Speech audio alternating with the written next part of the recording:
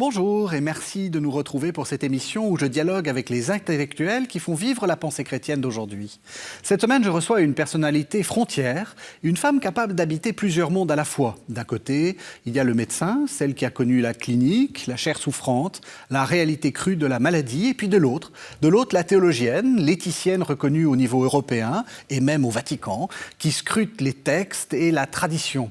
Alors que l'Église traverse des tempêtes majeures, la crise des abus, la question de la gouvernance, ou plus récemment les débats sur la fin de la vie, mon invité applique une méthode singulière, l'éthique systémique. Pour elle, on ne peut pas soigner le symptôme sans comprendre le système tout entier. J'ai la grande joie de recevoir Marie Jotille. Bonsoir Marie Jotille. Bonsoir. Marie Jotille, vous êtes professeure d'éthique philosophique et théologique à l'Université de Strasbourg. Et je l'ai dit, vous êtes membre de l'Académie pontificale pour la vie. Vous allez nous expliquer tout ça. Mais avant, peut-être un peu quel est votre parcours. Je l'ai dit, vous êtes médecin. Avant d'être éthicienne, vous êtes médecin. Et donc, quand vous parlez de bioéthique, vous savez de quoi vous parlez. Oui, absolument. J'ai commencé par des études en médecine. Je voulais toujours être médecin. Et ma foi, je me suis rendu compte en cours de route qu'il y avait quand même des questions autour du sens. En particulier en médecine, quand on est confronté à la maladie, à la mort. Et donc, pour essayer de creuser aussi cette perspective du sens, je me suis engagée dans des études de théologie. Évidemment, je n'ai jamais prévu de devenir théologienne.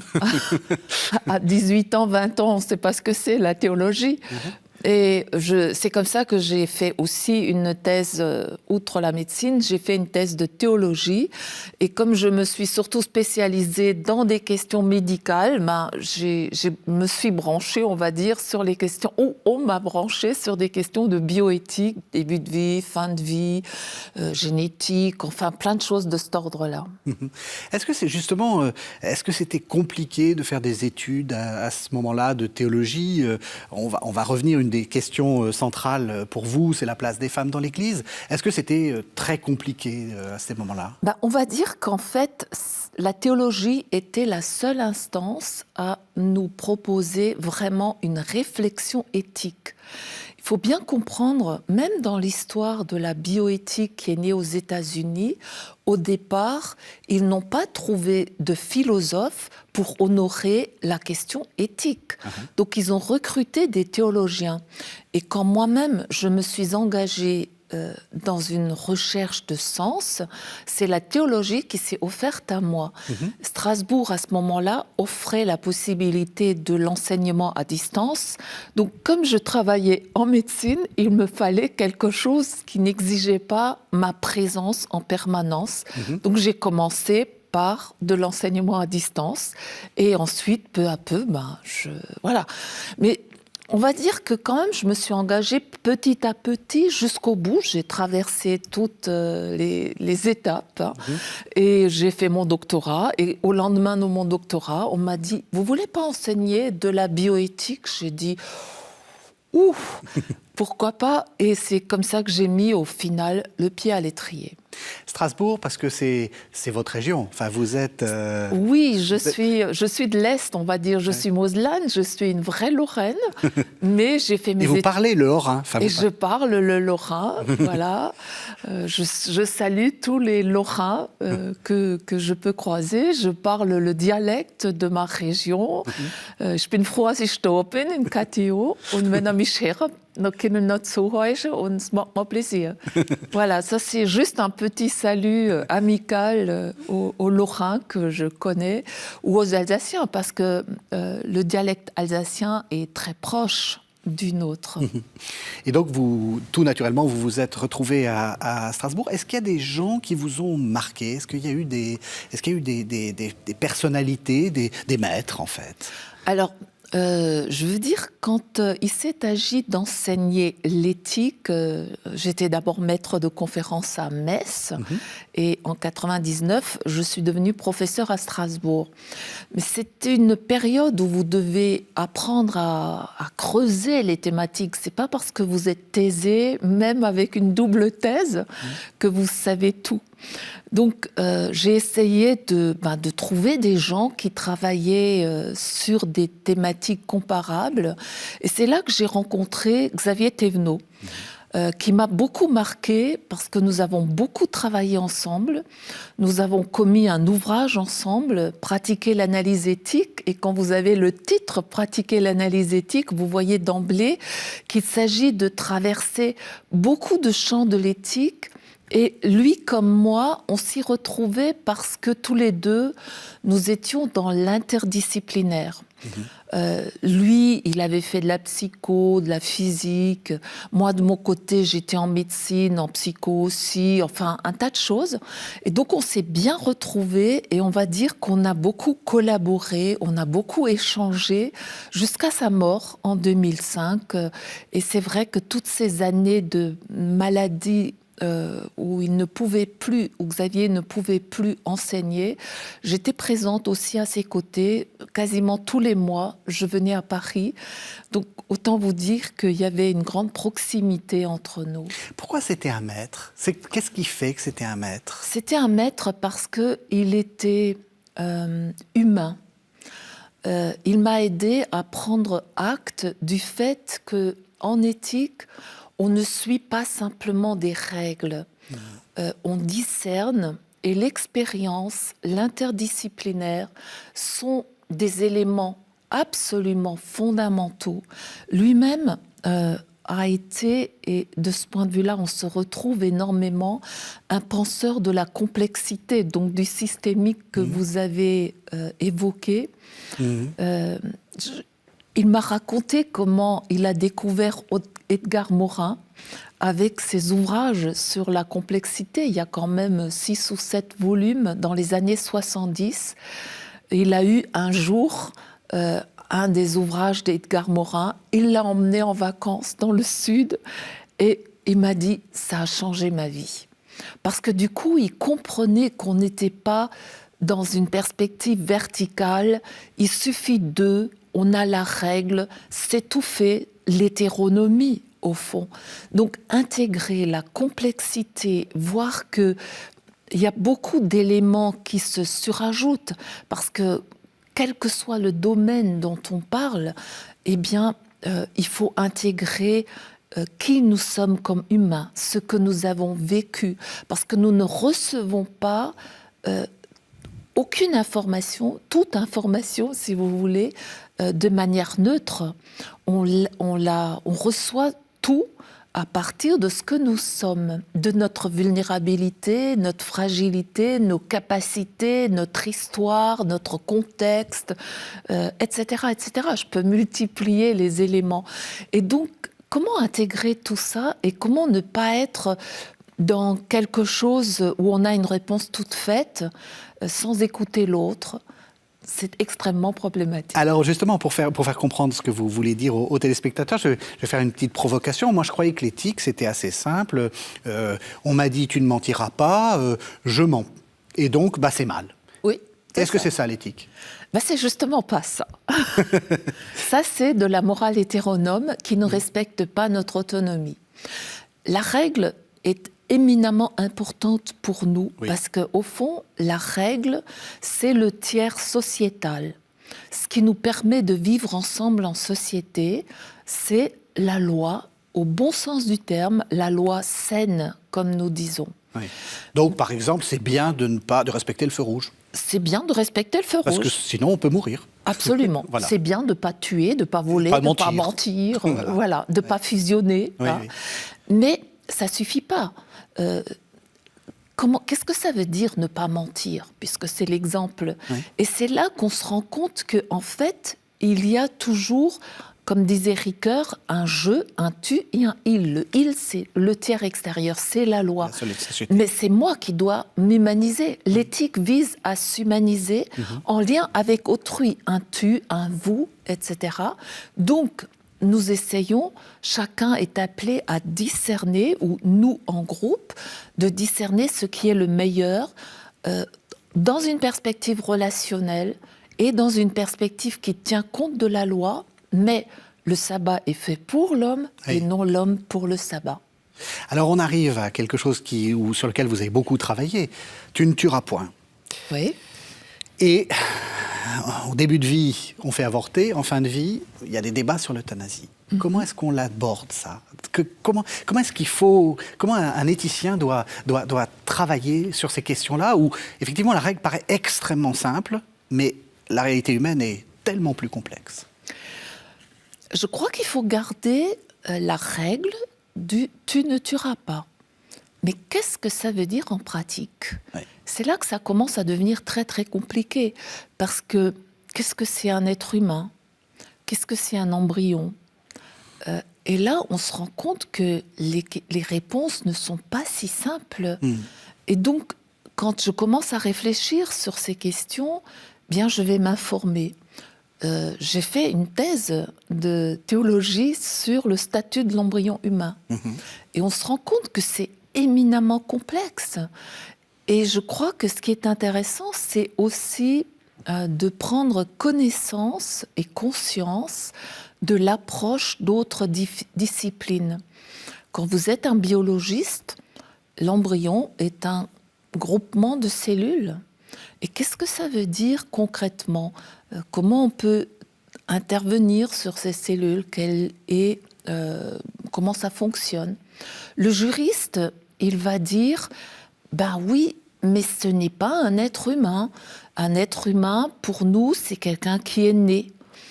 Et ça n'a pas exactement ce statut-là. Ensuite, vous pouvez prendre des disciplines particulières, la neurologie, parce que quand même, quand vous discutez avec un autre être humain, il y a toute cette place du cerveau.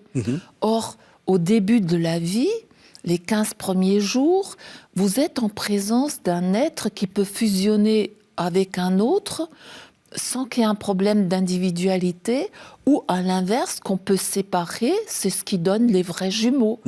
Alors, c'est quoi, c'est qui?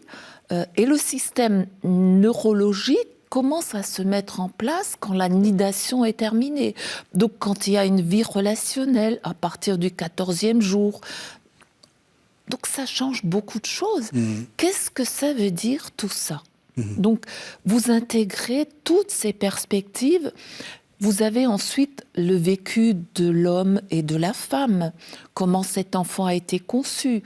Est-ce que c'est un viol ou est-ce que c'est un enfant recherché? Est-ce que c'est un enfant malade? Est-ce que c'est un enfant en bonne santé? Parce qu'on peut faire des diagnostics préimplantatoires, mais on peut aussi faire un examen génétique dès le tout début, avant d'implanter, si on est dans une perspective de fécondation in vitro. Toutes ces thématiques, tout ce savoir, je dirais, l'éthicien va l'intégrer. Il n'est pas dans une perspective simpliste dans laquelle il dit « c'est ceci, point terminé ». L'Église elle-même dit « on respecte l'embryon depuis le début, mais on ne peut pas affirmer que c'est une personne ». C'est très intéressant que c'est dans Donum Vitae, donc c'est un texte tout à fait essentiel, où l'Église reconnaît elle-même cette complexité-là. Donc cette complexité, c'est pas faire compliqué quand on pourrait faire simple, c'est précisément intégrer l'interdisciplinaire. Alors, il est vrai que de mon côté, j'ai toujours travaillé dans l'interdisciplinaire comme médecin, mais aussi ensuite comme éthicienne, j'ai intégré le droit, la sociologie, l'ethnologie, l'économique, parce que c'est pas rien dans notre société. Et comment est-ce que tout cela interagit? Donc, je suis toujours appelée à discerner. Et ça, si je ne tiens pas compte de l'expérience du vécu de l'autre, qui est comme un lieu théologique, eh bien, il y a un problème dans mon discernement. Alors, c'est pas facile. Oui. C'est pas facile, et je dois dire que l'éthicien, par définition, a toujours les mains sales. C'est pas qu'il se lave pas, mais il est dans la cambouis humaine. Oui, c'est ça. Et c'est pas facile. Nous, on aimerait bien aussi que ça soit simple, mais des réponses en noir et blanc, c'est assez rare. On est très souvent dans l'entre-deux. dans les questions de seuil. Oui, ce que j'entends dans ce que vous dites, c'est qu'effectivement, on a l'habitude, quelquefois on entend des réponses extrêmement tranchées. Ce que vous êtes en train de nous dire, c'est que c'est des réponses de gens ignorants, en fait. C'est des gens qui n'ont pas réfléchi à ce que c'est que l'embryon, qui n'ont pas les connaissances médicales. Et j'en veux pour preuve que vous faites partie donc, de l'Académie pontificale pour la vie.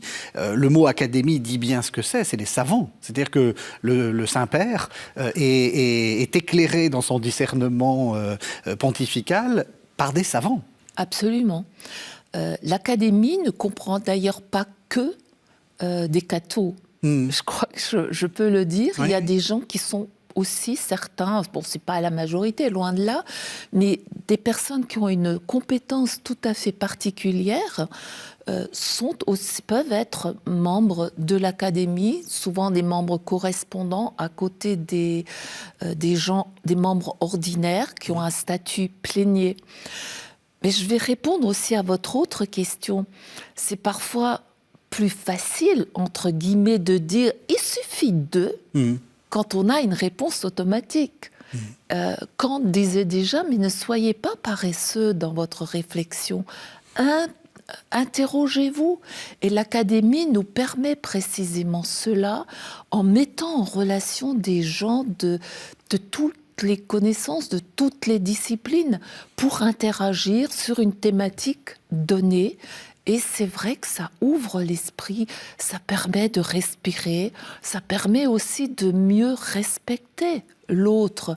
Parce que si j'ai des savoirs et des jugements tout faits, je ne suis pas respectueux de la personne de l'autre, de son histoire, de ce que cette personne cherche difficilement, comme tout un chacun, quand elle veut donner sens à son existence. Le sens, c'est la direction, c'est la signification, mais c'est aussi les organes des sens, c'est-à-dire ce que nous percevons de nous-mêmes et dans l'unité de notre personnalité. Et c'est pas rien, c'est cette conjonction des trois qui nous permet de donner sens à notre vie. Et pour qu'on soit tout à fait clair, parce qu'effectivement, beaucoup de téléspectateurs doivent s'interroger, votre but n'est pas de revenir sur le tu ne tueras point ou Absolument pas. Voilà. C'est un point de repère essentiel. C'est vraiment, et même, je veux dire, on a des fondamentaux. Tu mentiras pas, tu tueras pas, tu n'assassineras pas, tu ne fusionneras pas. Tu respecteras tes parents. Oui, alors ça, c'est encore... Je veux dire, là, je parlais des interdits fondateurs de toute société. Et ça, c'est pas rien. Oui. Parce que c'est vraiment au fondement. Vouloir transgresser ces repères-là, il faut s'interroger doublement. Oui. Hein, vraiment, c'est au fondement. Après, respecter ses parents, c'est les autres éléments du décalogue qui sont tout à fait importants, mais je veux dire, c'est un autre niveau. Oui. Hein. Mais même quand on dit positivement les choses, on ne sait pas encore ce que ça veut dire. Thévenot, d'ailleurs, puisque nous en parlions tout à l'heure, dans un de ses ouvrages, dit ce qui est central dans la perspective chrétienne, c'est « tu aimeras ».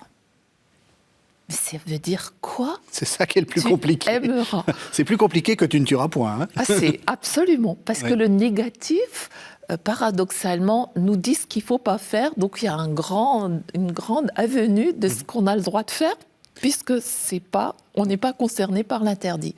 Mais quand on dit positivement les choses, et le respect des parents est un commandement charnière tout à fait important, mais on ne sait pas exactement ce que ça veut dire. Est-ce que c'est garder toujours ses parents à la maison, ne pas les mettre en EHPAD, est-ce que c'est leur subvenir à leurs besoins, ou les mettre en EHPAD parce que c'est important, ou mettre en EHPAD parce que c'est important, parce qu'on ne peut pas faire autrement, et que c'est extrêmement difficile. Voilà, c'est des questions redoutables. Redoutable. Et on ne sait pas. Et aimer, c'est exactement pareil. Est-ce que aimer, c'est ne pas divorcer, ou est-ce que c'est justement divorcer parce qu'on ne peut plus vivre ensemble et qu'on ne peut plus aimer ? Vous voyez, c'est des questions très, très difficiles. On ne peut pas avoir une réponse toute faite du haut de la chair et extérieure au vécu des personnes. Alors vous vous êtes beaucoup intéressé à ces questions de bioéthique et puis une chose où vous aviez aussi beaucoup, enfin dès le début, vous êtes beaucoup intervenu dans le débat public, dès les années 98, c'est même je crois un peu avant, c'est la question des abus. Vous avez fait paraître il y a peu Plus fort car vulnérable aux éditions Salvator, mais ça c'est un long parcours, Marie-Josée Thill, que vous avez, Marie-Jo pardon Thill, que vous avez accompli, puisque vous avez, c'est une longue réflexion. Finalement, qu'est-ce que ça vous... J'ai envie de vous poser une question. Pourquoi est-ce qu'il y a eu des abus ? Il y en a toujours eu. Ouais. Il y en a toujours eu. J'ai fait l'histoire de cette affaire-là dans l'Église catholique face aux abus sexuels sur mineurs. Donc, quand on regarde l'histoire de l'humanité, il y a toujours eu des abus qui ont été plus ou moins reconnus ou pas du tout reconnus, etc.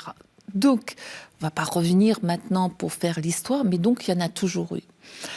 On n'a pas toujours pris conscience, par déni, mais pas que, de la gravité des traumatismes de la personne abusée. C'est ça.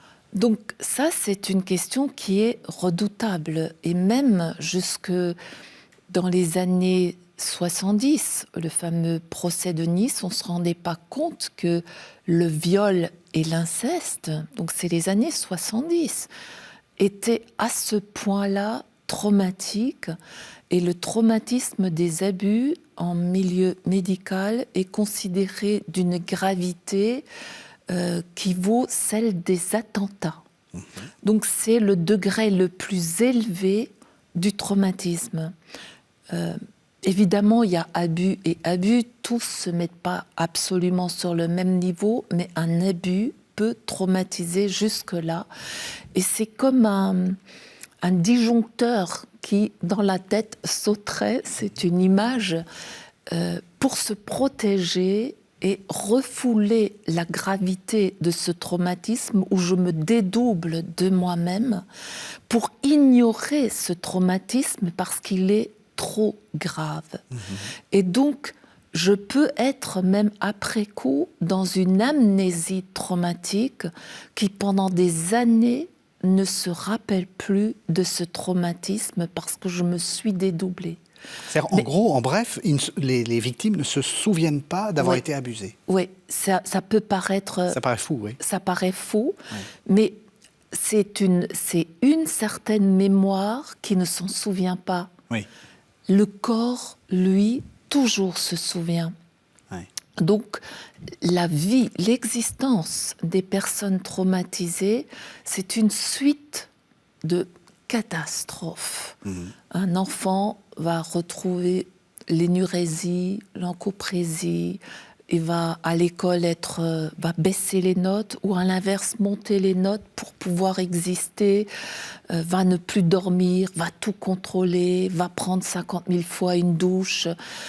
L'adulte, c'est des flashbacks qui vont revenir à certains moments, on sent l'autre, on ne sait pas, etc. C'est une suite de pathologies de tous ordres. Patrick Goujon, c'était le problème de dos. Qui en parle et qui dit que lui, effectivement... il ne s'en souvenait pas pendant 30 ans. Oui, voilà. Et il est devenu... Jésuite. Oui, c'est absolument. tout à fait... Il a eu le plus grand mal du monde à faire reconnaître quelqu'un qui a abusé pourtant de très nombreuses personnes. Oui. Donc, le corps, lui, se souvient. On a beaucoup de pathologies chroniques de tous ordres, pas simplement des déstructurations psychiques, mais véritablement aussi de l'hypertension, des problèmes de cœur, des problèmes de diabète, etc. Donc vous voyez que là, on voit bien aussi le côté systémique du corps humain. C'est ça. Hein, voilà. Alors moi, au départ, j'ai commencé à travailler ces questions parce que dans les années 90, des hommes et des femmes sont venus vers moi en disant « Tu as une double casquette. Est-ce que tu peux nous aider à réfléchir ? Qu'est-ce qu'on fait ?» Et c'était des questions en particulier autour de l'inceste. Tabou par excellence, alors que c'est le premier lieu des abus sur les enfants. Et donc, ils ne savaient pas trop quoi faire. Est-ce qu'on divorce? Est-ce qu'on protège les enfants? Mais qu'est-ce qu'on fait? C'était terrible comme question. Donc moi, j'ai essayé à ce moment-là de trouver des infos, mais c'était pas évident du tout. Et avec Thévenot, qui avait fait sa thèse de doctorat quelques années auparavant, il avait travaillé sur la question de l'homosexualité masculine, ce qui n'est pas du tout la même chose que la pédophilie. Oui, il faut être très très clair. Il faut être très très clair. Absolument. Et à l'époque, on disait pédophilie et non pas pédocriminalité. Toute la francophonie parlait de pédophilie. Or, aujourd'hui, on fait clairement la différence entre pédophilie et, pédocriminalité. On peut être pédocriminel sans être pédophile. La pédophilie, c'est une perversion qui touche des abuseurs qui vont agresser des enfants de façon plus ou moins spécifique. Je ne vais pas rentrer dans le détail, mais le DSM, vous voyez, et puis la CIM, la classification internationale des maladies. Les gens chercheront, c'est pas la peine. Ils chercheront, voilà. Il y a beaucoup. Voilà, mais disons Wikipédia est très utile pour ça. Exactement. Et au début, on parlait donc de pédophilie pour tout. Tous les abus sexuels sur les mineurs, c'était de la pédophilie. Et donc, j'ai vu aussi le nombre de fois où ça concernait l'Église et où ça concernait des clercs. Donc, au milieu des années 90, j'ai commencé à écrire parce qu'il n'y avait rien, ni dans l'Église ni ailleurs. Et j'ai essayé à l'époque, donc j'étais maître de conférence à Metz, et donc j'ai travaillé à la réélaboration d'un comité d'éthique à l'hôpital de Nancy, qui était le CHU de proximité. Et avec Michel Pierson, il m'a dit, écoute, va donc demander en pédopsie ce qu'ils en disent. Donc j'ai essayé de me renseigner, mais au final, ils soignaient, mais on n'avait pas d'écrit. Et en bibliothèque, je n'ai pas trouvé grand-chose et Internet n'existait pas. Donc, vous étiez bien embêtés. Donc, à cause de tout cela, j'ai commencé à me dire, on va essayer quand même de formuler des choses. Parce que si on n'a pas de mots, on ne peut pas dire les choses. Donc, et Thévenot, on avait beaucoup parlé de ces choses-là. Et donc, j'ai commencé à écrire. Et donc, en France, j'ai publié un article « Quand la pédophilie concerne un clerc » dans les documents épiscopats. Donc, avec l'aval de l'épiscopat, même si c'est moi qui ai proposé. Et Bernard Lagoutte, qui est mort maintenant, m'a dit « Écoute, il faut absolument publier ça. » Et donc, l'épiscopat, une fois que c'était publié en 98, m'a invité à faire partie d'une commission. Et donc, j'ai participé à l'élaboration toute une réflexion sur le sujet. Et en 2000, j'étais à Lourdes pour l'Assemblée générale des évêques. Et avec Olivier Échappé, qui était le côté juriste, il est à la fois juriste et magistrat et en droit canonique. Et nous avions été invités tous les deux. Et donc, c'est là que les évêques, la conférence épiscopale française, a publié le premier texte sur le sujet, avec un communiqué sur cette thématique dans lequel les évêques disaient qu'ils n'allaient plus bouger. Alors, moi, j'ai parlé, par exemple, quand la pédophilie est perverse. Quand, je crois que le mot perversion, et ça, je suis témoin de la découverte des évêques à ce moment-là de ce que c'est la perversion. Parce qu'ils avaient beau raconter à un prêtre qui avait abusé, écoute, tu vas pas recommencer, le prêtre pervers. Enfin, quand on dit perversion, ça ne veut pas dire que toute la structuration est perverse. Mais sur ce point-là. Sur ce plan-là. Mais ça voulait dire que ils avaient beau essayer de convaincre et l'autre avait beau essayer de promettre, ils recommençaient. Et donc ça, c'était vraiment une découverte pour eux. Et ils avaient promis de ne plus déplacer, entre guillemets, de prêtres de paroisse en paroisse, sans tenir compte de la complexité. Là, ils commençaient à prendre en compte cette complexité des situations d'abus. Marie Jotil, quand on vous dit, il y en a aussi dans des abus, il y en a dans le milieu du sport, dans le milieu... Tous les milieux voilà. qui ont du pouvoir. Donc l'Église, c'est un cas particulier. Qu'est-ce que vous dites? Et qu'est-ce que vous dites quand on vous dit « Oui, mais en fait, c'est quelques cas, il y a une sorte de pomme pourrie dans un beau panier de... » Comment vous réagissez à ces deux remarques qu'on a beaucoup entendues, il faut le dire? Alors, Donc, est-ce qu'il y a une spécificité chrétienne et quelques pommes pourries, comme quelques disait pommes le pourries. cardinal Filoni. Voilà, c'est ça. Alors, il y a à la fois du commun et du spécifique. Évidemment, dans tous les milieux où il y a du pouvoir, il y a des gens qui abusent du pouvoir. Donc, et c'est pas forcément un grand pouvoir, mais c'est l'asymétrie de pouvoir qui existe entre un éducateur et un élève. Donc l'éducation nationale, il y en a tout plein. Les éducateurs du sport, les gens qui ont du pouvoir au niveau politique, etc. Donc il y a plein de choses communes. Et le MeToo de la société va influencer le MeToo de l'Église, et réciproquement. Ça va dans les deux sens.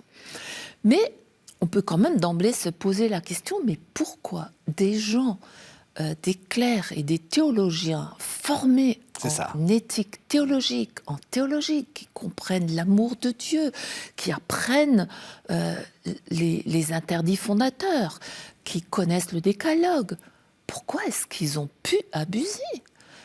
Est-ce qu'ils ne savaient pas que c'était interdit? Enfin, et là, on se dit, il y a quand même des éléments peut-être dans l'ecclésiologie, dans la liturgie, dans tout ce qui nous fait Église, qui ont pu favoriser. Et de fait, à côté des éléments communs, il y a des éléments qui sont propres à l'Église. Et ça, je crois qu'il s'agit de les mettre en évidence. Donc, et ça répond à votre seconde question, c'est pas simplement, d'ailleurs, quand vous regardez le nombre, d'abord, c'est énorme. Oui. C'est énorme. Je crois que c'est la surprise de tout le monde. Enfin, oui, le rapport de la personne s'y SIAZ, attendait. et c'était les chiffres minimaux. Hein, et tout le monde sait que c'est plus que ce que la SIAZ nous en a appris. Mais c'est pas que non plus les auteurs de violences sexuelles, et je dis parfois auteurs de violences sexuelles pour pas les résumer à être des abuseurs. Ces auteurs, à côté d'eux, il y a aussi tous ceux qui ont occulté, des évêques qui ont occulté, des évêques genre McCarrick, qui ont été cardinaux parfois, qui ont occulté et qui ont abusé. Et des évêques qui ont félicité, des prêtres qui ont mis enceinte des religieuses. Enfin, c'est épouvantable. Et les deux sont ensemble. On ne peut pas dire que les évêques non plus ne savaient pas. Pourquoi est-ce qu'ils ont pu cacher? Pourquoi des victimes qui leur ont écrit n'ont pas été entendues, n'ont pas été écoutées? Le grand problème dans notre Église, c'est qu'on n'a pas écouté les victimes.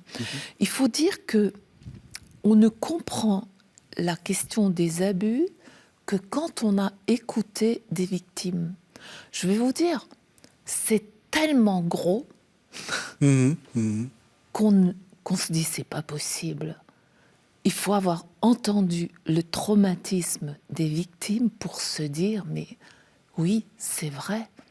Quand vous regardez Jean Vanier, oui. L'abbé Pierre, quand vous regardez les frères Philippe, quand tous ceux, les nouvelles communautés, enfin, tous ceux qui ont été abusés, vous vous dites... Et pas que sexuellement, enfin, sur des choses... On commence en général pas par des abus sexuels. C'est très souvent, ça commence par des abus de pouvoir, des abus de conscience, l'autoritarisme, alors que l'autorité peut être quelque chose de magnifique. Donc, c'est toutes ces questions-là qui sont en amont. L'Église a beaucoup de mal, aujourd'hui encore, à reconnaître les abus spirituels. Ils sont tellement nombreux que je crois que le magistère, les évêques en France, mais aussi le magistère de l'Église, craint d'en parler. Enfin, il y a quand même, depuis François, une ouverture et des avancées. y compris sur la question de la reconnaissance des abus spirituels. L'Église d'Allemagne, la DBK, la Deutsche Bischofskonferenz, la conférence épiscopale, a nommé les choses de façon fabuleuse en parlant des abus spirituels sans abus sexuels. L'épiscopat français a publié un texte sur les abus spirituels, mais en ne les traitant que s'ils sont en même temps, sur adultes, j'entends ici, que s'ils sont accompagnés d'abus sexuels. Or, l'immense majorité des abus spirituels commencent par des abus spirituels tout court. Oui. Donc, à ce niveau-là, il faut que nous avancions.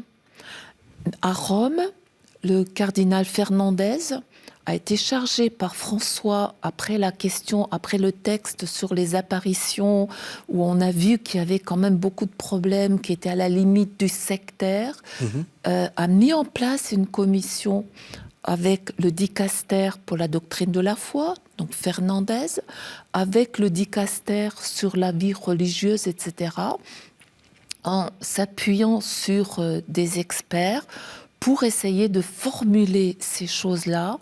Donc, nous attendons ce texte pour ces prochains mois, ou je ne sais pas quand, je ne suis pas dans cette commission-là, pour essayer de clarifier les choses.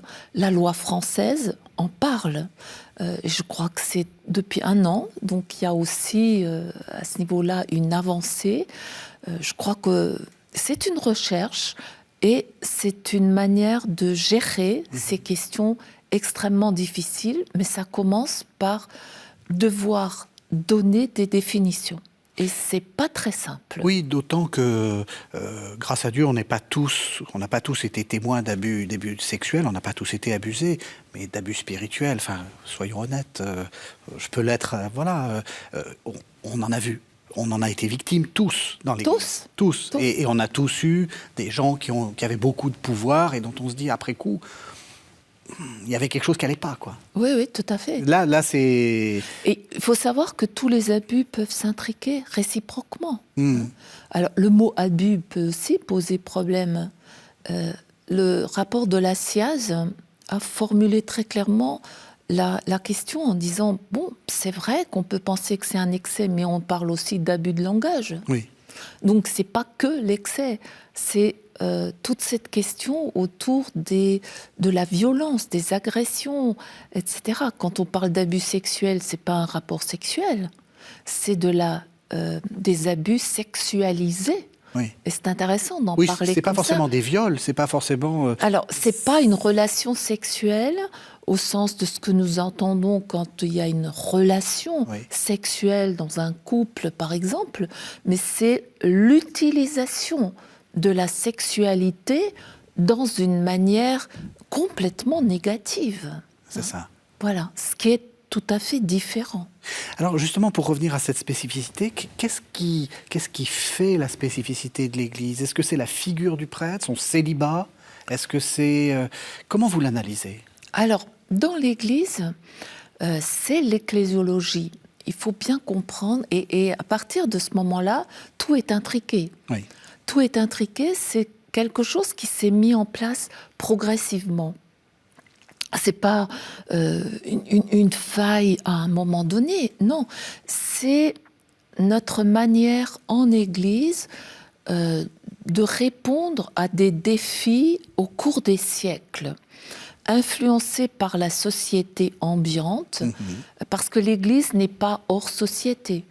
Or, certaines perspectives sont aujourd'hui, on se rend compte, véritablement problématiques. La question du célibat des prêtres, c'est intéressant quand on regarde l'histoire de cette affaire-là, parce que Jésus était très, très proche des femmes, contre le patriarcalisme de son époque. Absolument. Ça, c'est très clair. Enfin, c'est très clair. Il n'y a pas d'autre exemple dans l'Antiquité d'un mouvement où il y a autant de femmes proches du fondateur. Enfin, Le premier Paul a mis des femmes diacres, des femmes responsables d'église, plein de choses. Mais les communautés pauliniennes, donc ce qu'on appelle le 2e et le 3e pôle, et je parle à un exégète... Le pôle des pastorales, par exemple. Voilà, le pôle des pastorales, par exemple, c'est un pôle de la fin du 1er siècle où le contexte ambiant a déjà pris le dessus sur cette liberté première. C'est ça. Et donc, les femmes elles commencent à être éloignées. Et a fortiori, après la chute du temple de Jérusalem, et a fortiori avec l'influence du stoïcisme, qui était extrêmement misogyne pour une grande partie, eh bien, les femmes vont être très vite écartées. Parce qu'elles sont impures, parce qu'on relit le Lévitique, parce qu'on a des juifs qui étaient des prêtres de la classe sacerdotale, qui va se dire, mais quand même, le Lévitique, c'est important, donc les femmes sont impures, et puis il y a le monachisme qui naît. Enfin, toutes ces choses-là mises ensemble font qu'à un moment donné, déjà au 3e, 4e siècle, on va mettre les prêtres sur un piédestal et on va leur dire quand même la continence, c'est très important. Vous n'allez pas avoir des rapports sexuels parce que l'Eucharistie, c'est quelque chose où il faut être pur. Donc les femmes, c'est les impurs, les hommes, c'est les purs. Et si quand même ils arrivent à être célibataires, c'est très bien. Et on va sacraliser l'éclair.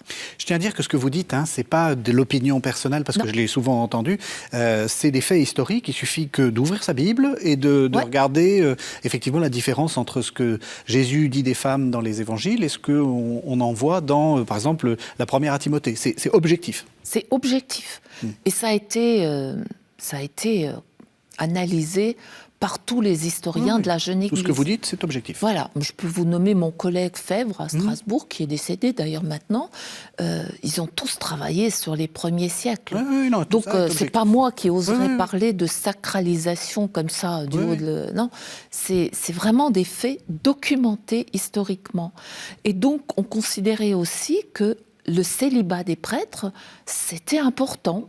Enfin, ça va le devenir. C'était pas du tout obligatoire, mais on va se dire que les prêtres qui pouvaient respecter le célibat à l'égard d'une sexualité dont on a pu penser qu'elle pouvait être mise complètement à l'écart, comme si on pouvait être des anges, des êtres non sexualisés.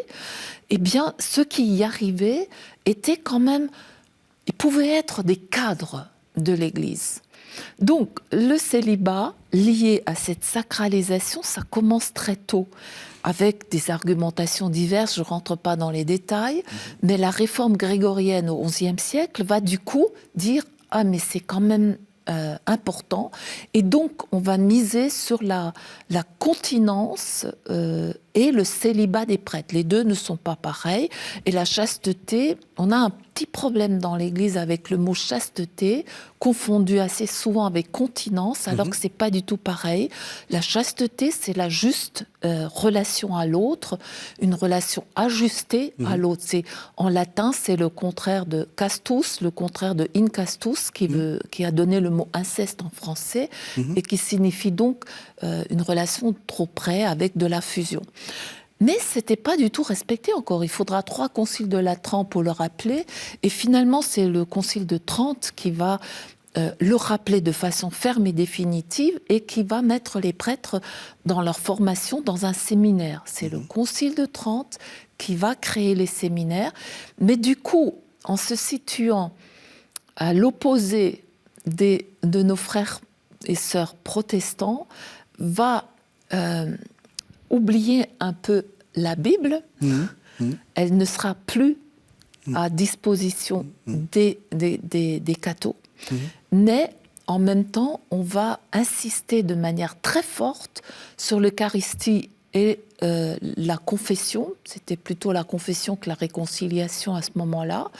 Et du coup, les cathos vont sacraliser et le prêtre et l'Eucharistie et avoir une place très importante sur le regard en conscience à cause de la confession et qu'on ne pouvait pas communier si on n'était pas pardonné, etc., etc. Mais ça, j'allais dire, bon, c'est très spécifique au monde catholique, mais ça n'empêche pas des gens qui font, par exemple, vous l'avez dit, hein, des universitaires, des gens qui sont dans l'éducation nationale, des gens qui sont dans le sport, qui ne sont pas forcément cathos, de faire des abus. Absolument. Qu'est-ce que ça fait de plus ? Alors, les cathos célibataires, les prêtres, le célibat ne fait pas l'abus. La question. C'est bien de le dire, parce que... Non, voilà. c'est pas du tout ça. Oui. Mais c'est pas neutre, hein. Oui. J'y reviens tout de suite. Voilà, allez-y. Le premier lieu d'abus, c'est la famille. Et voilà des hommes mariés qui abusent de leurs propres enfants. Oui, l'inceste. En général, c'est 95% des hommes. Oui. Donc, c'est pas ça. Ça aussi, il faut le dire. Voilà. Mais pourquoi le célibat va intervenir ? Parce que certains ne sont pas faits pour le célibat. Le célibat est un charisme en soi. Et je crois que ça, il faut le comprendre. Beaucoup de gens aujourd'hui, très haut placés dans l'Église, le rappellent. Oui. Hein, des cardinaux, des évêques, etc. Le pape lui-même. Hein. Le pape lui-même. Donc, c'est pas le célibat, mais certains sont pas faits pour ça. Donc, c'est un charisme en lui-même. Et puis, il se passe que certains sont pas du tout faits dès le séminaire pour le célibat. Et voilà que des évêques disent « Ah, mais j'aimerais bien l'ordonner, mais c'est vrai, il n'est pas fait pour ça. » Et en même temps, la pression fait que, et puis le séminaire est un lieu fermé, on peut y croire et on n'est soi-même pas tout à fait au clair, parce qu'en fait, en communauté, on peut le vivre. Et c'est toute la différence entre la vie religieuse et le prêtre diocésain, par exemple. Hein, dans une communauté, on est soutenu. Le séminaire est presque une communauté. Et puis, au bout de quelques années, il se trouve que les gens célibataires, surtout que nos prêtres diocésains sont assez seuls le plus souvent, ils vivent la solitude. Ça ne répond pas exactement la paroisse comme ils l'espéraient. Ils vivent ça comme un échec. Et ils vont chercher un cœur ailleurs. Et c'est là que ça commence à dériver. Vous voyez ? Oui. Et ça commence à dériver d'autant plus que n'y a pas de rendre compte. Et que le prêtre se prend dans une certaine supériorité. Mais j'ai envie de vous dire, parce qu'on arrive bientôt à la fin de l'émission, mais est-ce que c'est mal pour le prêtre de faire ça ? De chercher du réconfort ? Mais pas du tout. Mais pas du tout. Moi, je pense qu'en fait, ceux qui sont... Je pose la question à la moraliste. Hein. Est-ce que c'est mal ? Non. Et puis d'abord, je ne réponds pas comme ça, parce que c'est bien ou mal. On n'est pas dans cette perspective-là. Mais je pense qu'en fait, on doit pouvoir, au départ, ordonner des hommes mariés. Mais ça ne suffit pas. Parce que demain, ces hommes mariés, ils vont perdre leur épouse, mais ils ne seront pas faits pour le célibat. Donc pourquoi est-ce qu'ils ne seraient pas autorisés à se remarier ? Donc ça pose quand même une sacrée question. Oui. Moi, je pense que véritablement, il faut avancer sur cette question. C'est pas une question du jour au lendemain, mais aboutir. Et il y a des exemples en Orient, y compris chez les catholiques. Hein. On a rentré un nombre incroyable d'anglicans chez nous, dans l'Église catholique, en particulier sur Benoît XVI. Et alors, on autorise ce qu'on n'autorise pas chez nos prêtres à nous, on l'autorise pour les anglicans qui sont rentrés chez nous, qui ont femmes et enfants. Et chez les autres. Et chez les autres chrétiens. Donc, moi, je pense qu'il faut revenir à la question des ministères. Paul ne connaissait de structuration de l'Église que la question des ministères. C'est intéressant de noter que le document final du synode interroge sur la question de la place du baptême, notre rôle de baptisés. Nous sommes tous des baptisés dans une égalité fondamentale. Et donc, on ne peut pas mettre les prêtres sur un piédestal. Lumen Gentium a joué un rôle qui n'est pas... C'est une avancée considérable, le Concile Vatican II. Mais là, sur la question des ministères, on est un peu dans l'entre-deux. Le pape François, d'ailleurs, le disait. On est un peu dans l'entre-deux. Donc, il faut oser revenir sur cette question des ministères, distinguer que certains sont faits pour le sacerdoce, d'autres pour le ministère du célibat, d'autres pour toutes sortes de ministères, et que ça permettrait une interaction beaucoup plus synodale à l'intérieur du peuple de Dieu. Et la question des femmes, on n'en a pas encore parlé, est une question qui revient en boomerang. Pourquoi est-ce que des hommes décideraient pour nous les femmes? Il n'y a pas de raison de ne pas un jour ordonner des femmes, de leur reconnaître un ministère. Rien ne s'oppose. Quand le Christ a pris chair humaine, il ne s'est pas fait d'abord vire, il s'est d'abord fait anthropos. Dans le credo, nous l'affirmons. On ne dit pas qu'il est devenu homme vire, il est devenu homme anthropos. L'humain. L'humain, ouais. L'humain. Et je crois qu'il faut vraiment avancer sur cette question parce qu'on reçoit la masculinité comme femme en pleine figure et on se dit, mais voilà, pourquoi est-ce que dans un consistoire, on n'a pas de femmes ? Pourquoi Alors, j'étais vraiment très heureuse que dans le synode, il y ait des femmes. Et ce qui est frappant, c'est que les évêques et les cardinaux qui étaient présents dans ce synode, dans cette horizontalité autour de tables rondes où la parole revenait à tout le monde, ils ont été déplacés. Et dès la fin du synode, ils se sont quand même dit, oui, c'est vrai, il se dit des choses différentes que si on n'était que des hommes.